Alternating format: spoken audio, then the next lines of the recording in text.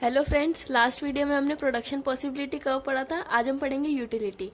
Utility क्या है? Utility is the power और capacity of a commodity to satisfy a human want.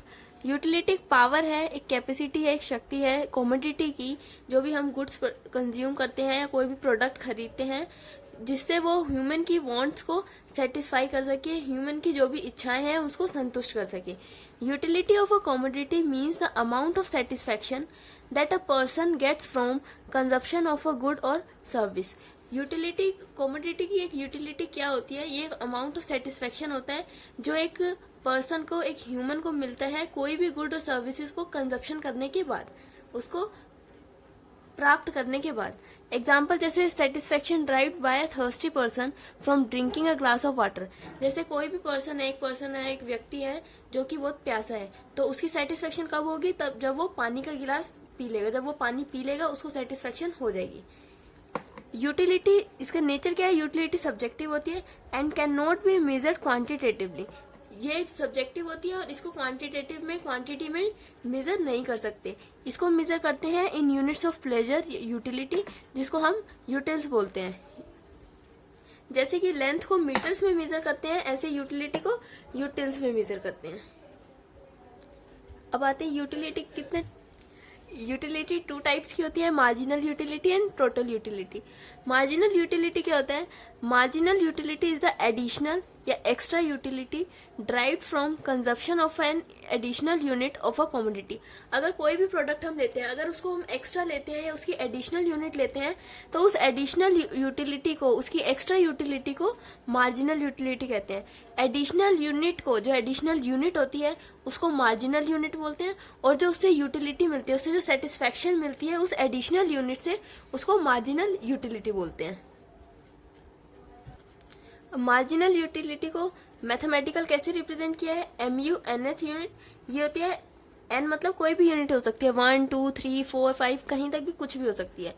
वो equal होती है TU मतलब total utility, TUN minus TUN-1। TU है इसमें total utility of n units, और TUN-1 है total utility of n-1 units. इसको हम ऐसे मैथमेटिकल रिप्रेजेंट करते हैं। फिर अब आते हैं टोटल यूटिलिटी क्या होता है। Total utility is the sum of the utilities desired from consumption of a certain number of units of a particular commodity. कोई भी एक पर्टिकुलर कमोडिटी या फिर कोई भी प्रोडक्ट, जो भी उसकी यूनिट्स होती है जो हम कंज्यूम करते हैं, उन सब का सम टोटल यूटिलिटी होता है। टोटल यूटिलिटी को, जितने भी मार्जिनल यूटिलिटीज होती हैं उनका एडिशन होता है।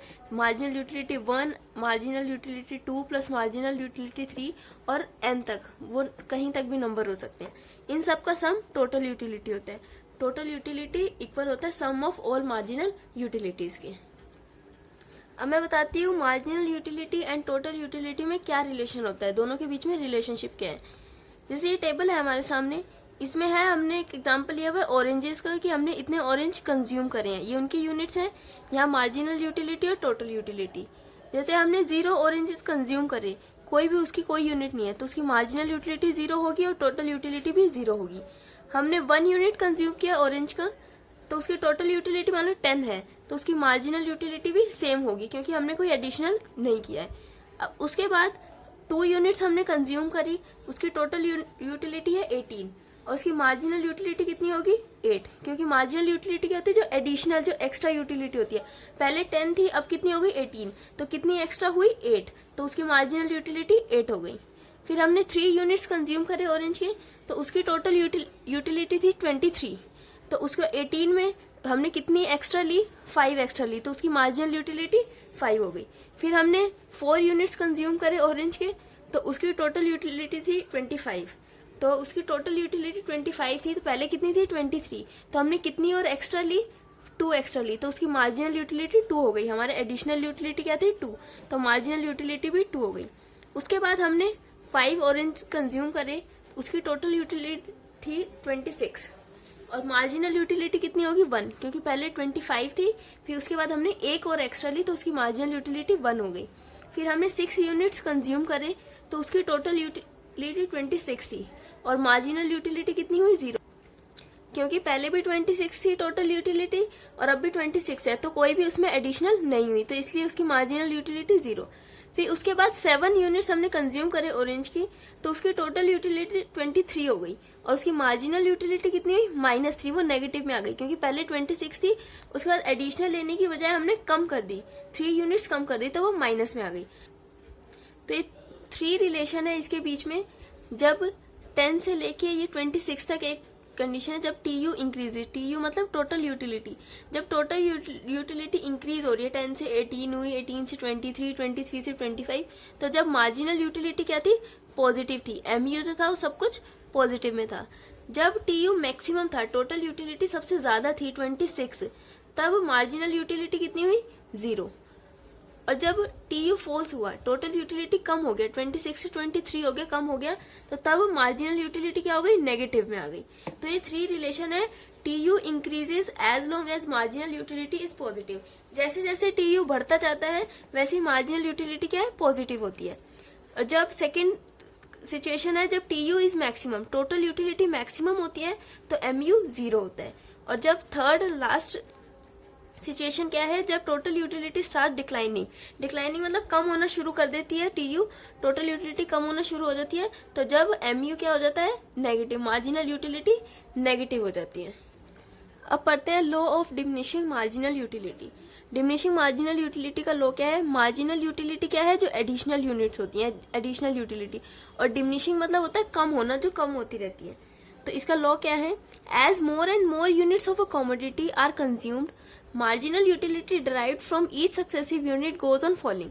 मतलब जितनी ज्यादा से ज्यादा हम अपनी कमोडिटी कंज्यूम करेंगे, कोई भी प्रोडक्ट को ज्यादा से ज्यादा हम कंज्यूम करेंगे, तो उसकी मार्जिनल यूटिलिटी जो है वो धीरे धीरे कम होने लग जाती है। मतलब जितने ज्यादा से ज्यादा हम कमोडिटी कंज्यूम करेंगे, जितने ज्यादा प्रोडक्ट हम कंज्यूम करेंगे, उसके अकॉर्डिंग मार्जिनल यूटिलिटी जो है वो धीरे धीरे कम होने लग जाती है। जैसे हम एक एग्जांपल लेते हैं, सपोज करो एक आदमी है, वो बहुत भूखा है और वो पहली रोटी खाता है अपनी, तो उसको ज्यादा से ज्यादा सेटिस्फेक्शन मिलती है, क्योंकि वो बहुत ज्यादा भूखा होता है। मतलब मान के चलो कि 100 यूटिल्स उसको सेटिस्फेक्शन मिलती है। जब वो दूसरी रोटी खाता है तो उसकी सेटिस्फेक्शन थोड़ी कम हो जाती है, क्योंकि जब वो भूखा था तो उसकी भूख थी, जो पहली रोटी ने, जो उसने पहली रोटी खाई उसने कवर कर ली थी, तो उसको थोड़ी सेटिस्फेक्शन कम मिली। मान लो कि 80 यूटिल्स मिली, पहले 100 थी, तो दूसरी रोटी खाने पे उसको 80 यूटिल्स मिली।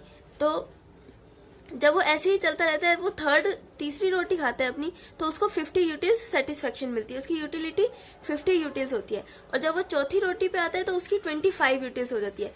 ये तब तक पॉसिबल होता जाता है जब तक उसकी यूटिलिटी 0 नहीं हो जाती। और फिफ्थ, जब वो 5वीं रोटी खाएगा तो उसकी यूटिलिटी 0 हो जाएगी, क्योंकि तब तक उसका पेट भर चुका होगा। और जब वो मतलब जबरदस्ती करेगा कि वो छठी रोटी भी खाए, वो 6th रोटी भी अपनी खाए, तो उसकी यूटिलिटी जो है वो नेगेटिव में चली जाएगी। तो जैसे जैसे हम धीरे धीरे अपनी कमोडिटी को कंज्यूम करते रहते हैं, धीरे धीरे अपनी सेटिस्फेक्शन पूरी करते रहते हैं, तो मार्जिनल यूटिलिटी जो होती है वो धीरे धीरे कम हो जाती है, फिर एक टाइम पे वो नेगेटिव में हो जाती है। तो ये था हमारा law of diminishing marginal utility. Thank you so much. अगर आपको कोई भी डाउट हो तो आप कमेंट्स में मुझे पूछ सकते हैं।